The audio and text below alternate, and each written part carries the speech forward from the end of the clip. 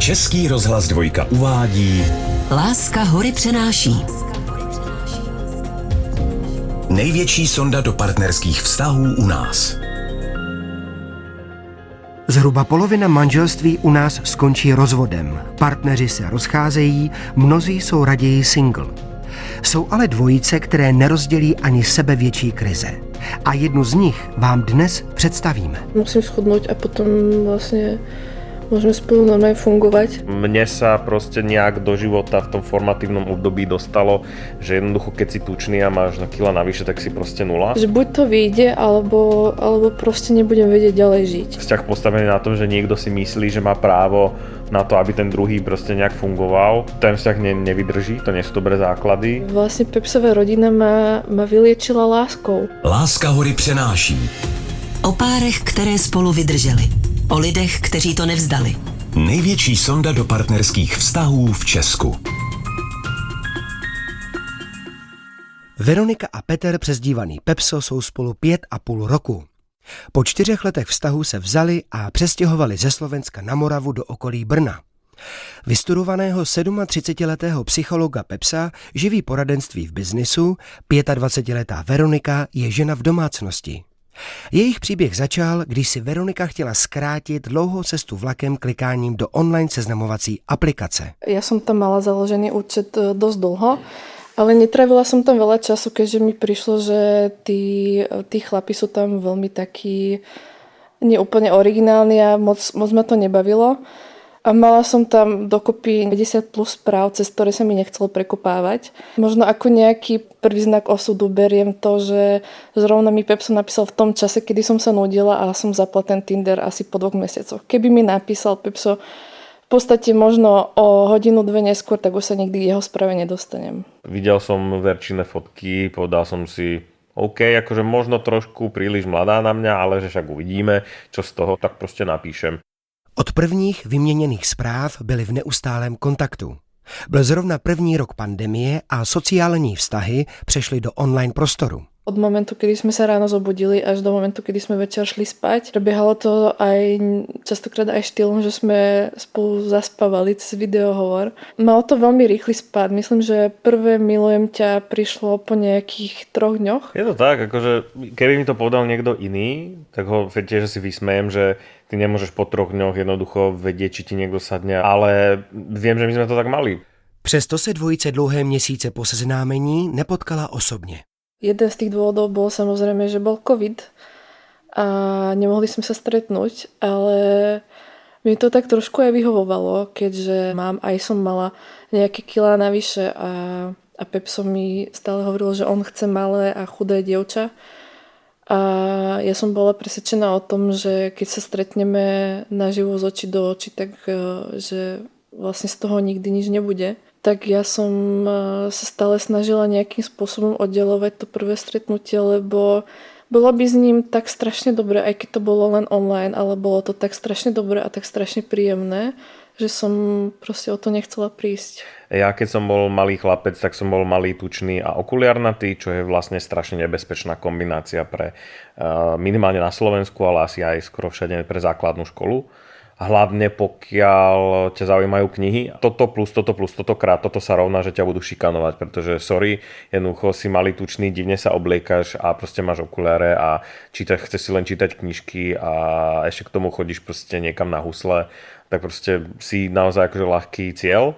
Takže mne sa proste nejak do života v tom formatívnom období dostalo, že jednoducho keď si tučný a máš na kila navyše, tak si proste nula. A niekde proste v puberte našťastie sa mi to podarilo zhodiť, ako začal som fakt silno intenzívne cvičiť, robiť bojové umenia a tak ďalej. Mne celá táto atraktivita, príťažlivosť vždycky prišla len proste OK, keď nie si štíhly, tak jednoducho to není ono. A keby som chodil s babou, ktorá má kila navyše, tak by som vlastne len potvrdil, že zase som lúzer, hej.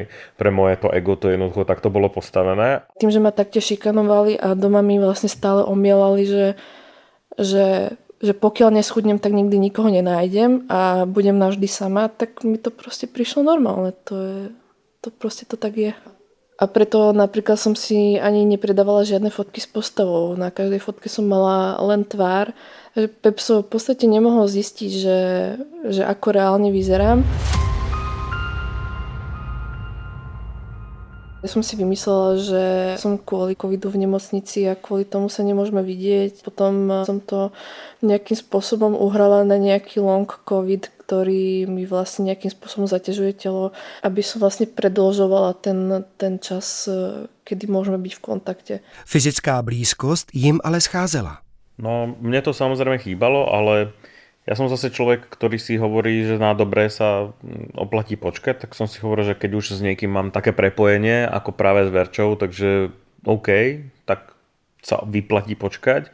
A hlavne ja som reálne veril tomu, že teda má ten long covid a že má problémy so srdcom a že hrozí proste niečo a proste povedal, že musím teraz skončiť, lebo ide sem teraz lekár a aj lekár mal potom meno, nie? To bol Peťo, bol lekár a nejaká sestrička a tak ďalej, takže ako mne to prišlo nasimulované vlastne správne, že OK, tak to nejak by to vlastne fungovať mohlo a hovoril som si, že tak počkám. Ja som bola presvedčená o tom, že to vlastne nikdy so žiadnym chlapom reálne nezažijem, lebo ma nikdy nikto chcieť nebude. Takže nejak v mojej duši som sa musela zmieriť s tým, že proste mi to musí stačiť takto.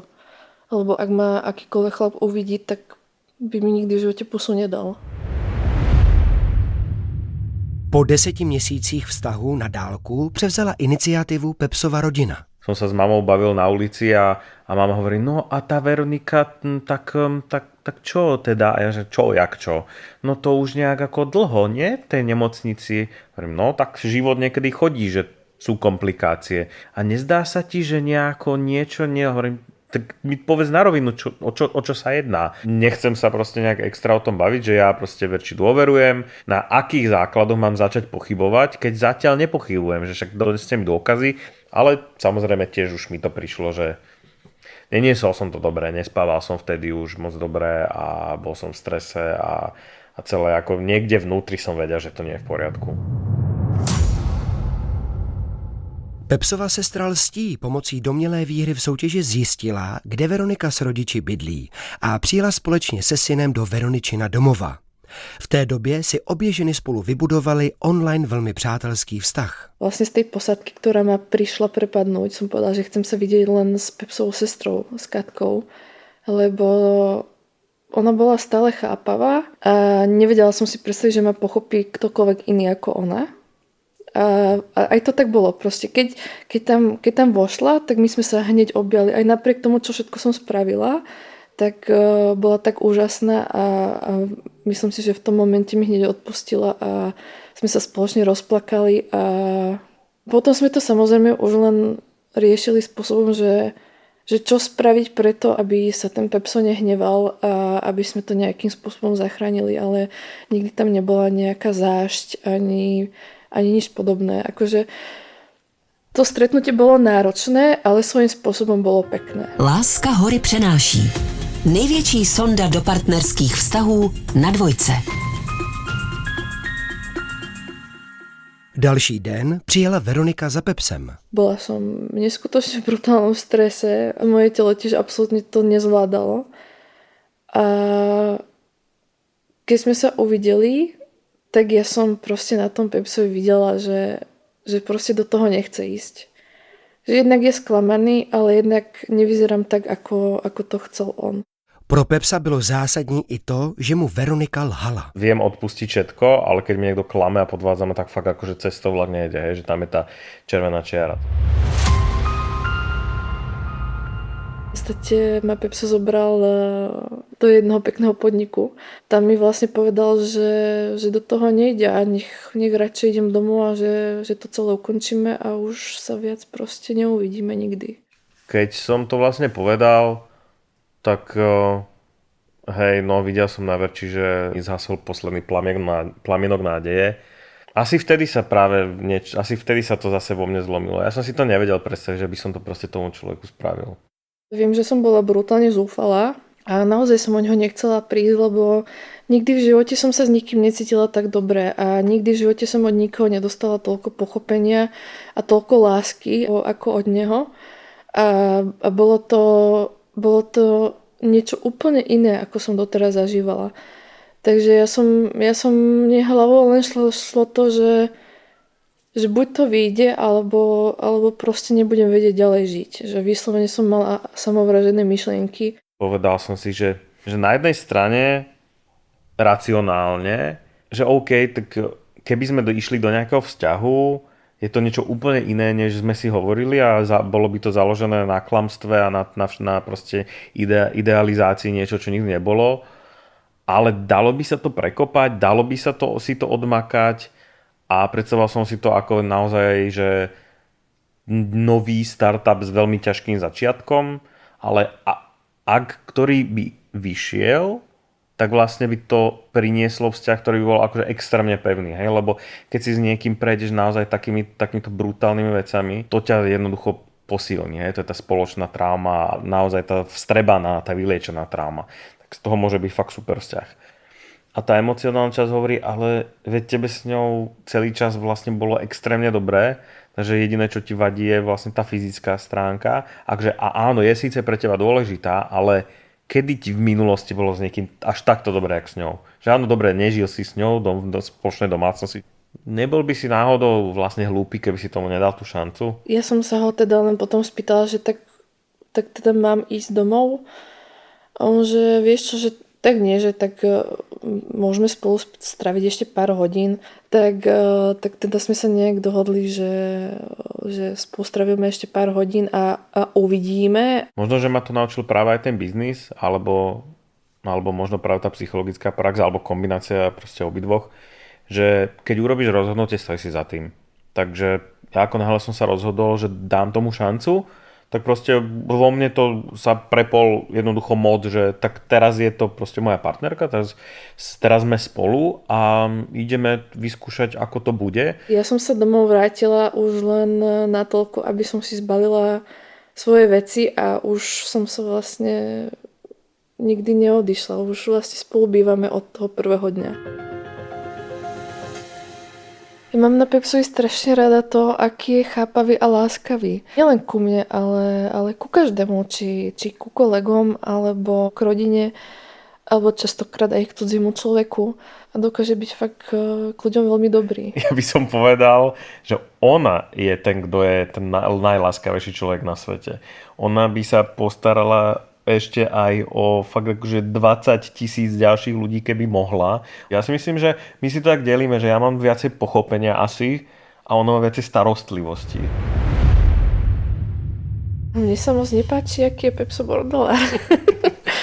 Keďže ja som bola vychovaná v rodine, kde moja mamina bola úplne maniačka na poriadok, tak sa to samozrejme na mňa prenieslo. A ešte ma irituje, že jak je Pepso strašne často vo svojej hlave, tak on proste nezatvára skrinky a proste veci sú proste len tak voľne. Nedokážem veľmi často pochopiť potrebu opravovať zbytočné detaily v mojom rozprávaní. Hovorím nejaký príbeh a poviem, ja neviem, a tá šalina 15 minút s ňou išli, tak to bolo hrozné a ona povie, no bolo to 9 a ja že sa pozerám, na čo? Na čo je toto dobré? Nechaj ma, proste to je umelecká prídavná hodnota, ja to tam hovorím tú hyperbolu kvôli tomu, aby to bolo zaujímavejšie alebo tak.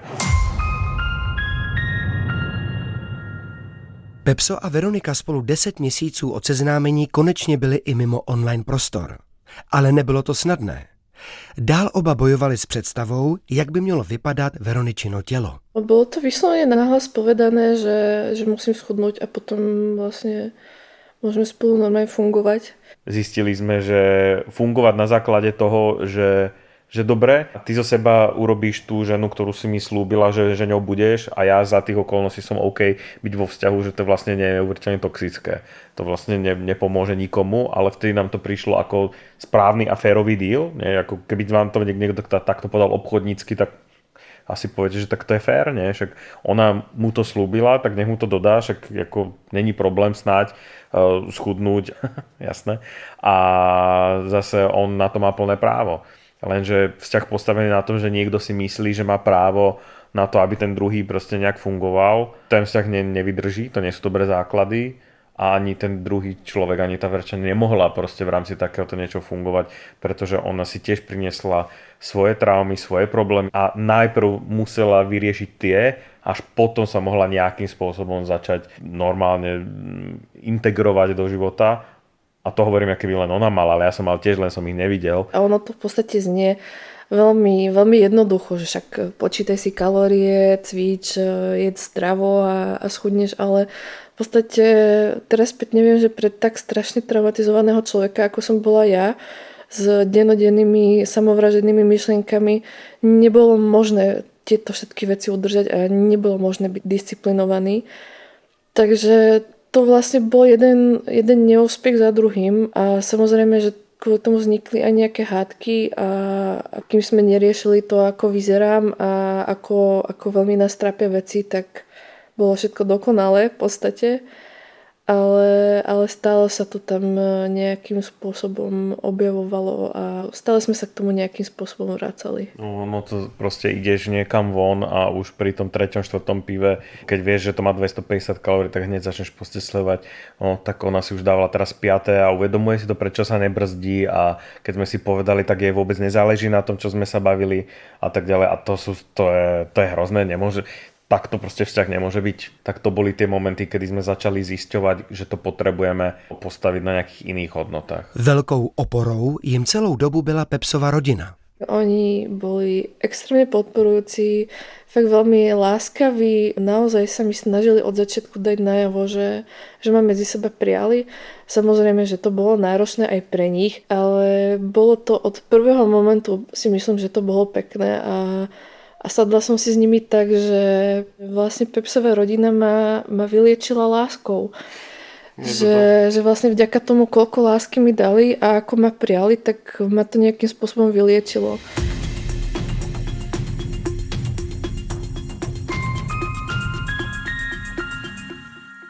Dnes už oba partneři Veroničinu váhu tolik neřeší. Pepso si už sebe vyriešil nejaké veci a už to pre ňoho nie je tak extrémne dôležité, ako bolo v tom čase. Samozrejme, že sa mi podarilo zhodiť nejaké kila a pracujem na sebe, ale myslím si, že v našom vzťahu počiatočnom padli aj slova, že ja si ťa zoberiem za manželku len vtedy, keď už budeš chudá. A chudá stále nie som a predsa sme už manželia. To je vždycky o tom egu a o tom, ako sa vnímame, ako vnímame svoju hodnotu. A čím ďalej sme spolu fungovali, čím ďalej sme potom aj ako manželi alebo ako nejaká rodinná jednotka, tak tým viac cítim spokojnosť so životom a so všetkým, aj sám so sebou, aj so všetkým v okolí stále viac. A mám pocit tým pádom, že tie potreby toho malého, ublíženého, šikanovaného chlapca vlastne začínajú ustupovať do pozadia. Tá láska, ktorá išla od Verči, tak naozaj musím povedať, že to bola jedna z tých vecí, ktorá pomaličky pracovala na tom nejakom psychickom vnútri. Až nakoniec som zrazu zistil, že tie potreby, ktoré tam ten šikanovaný chlapec mal, tak už ich tam nemá. Ale keby si mu racionálne povedala, to ti len chýba láska, tak v živote by to neprijal. Ne, nech nechýba láska, mne chýba proste pekná žena po mojom boku. To je celé. Proste takto jednoduché to je. Tak proste choď a schudni.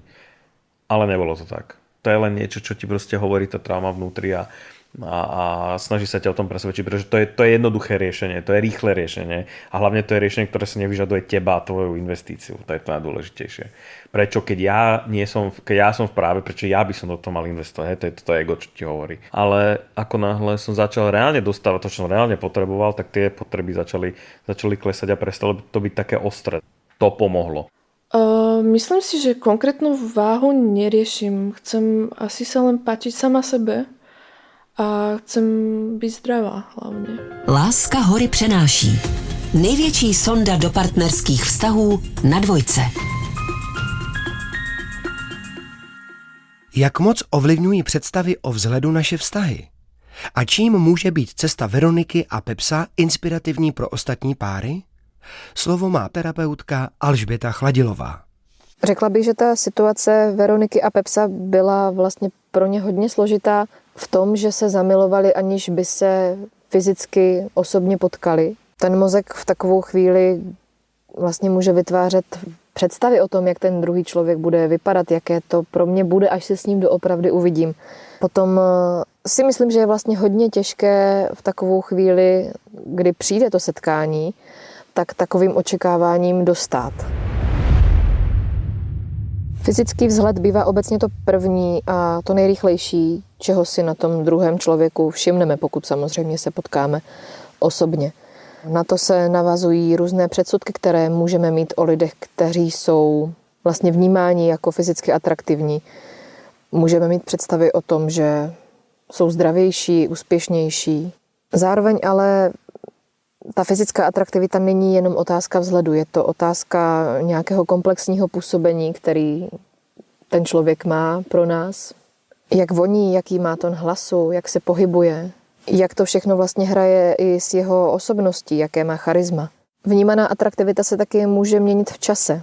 Nějaké společné zážitky, důvěra, blízkost. Můžeme začít cítit fyzickou přitažlivost k člověku, který nám nejdřív vlastně atraktivní nepřipadal.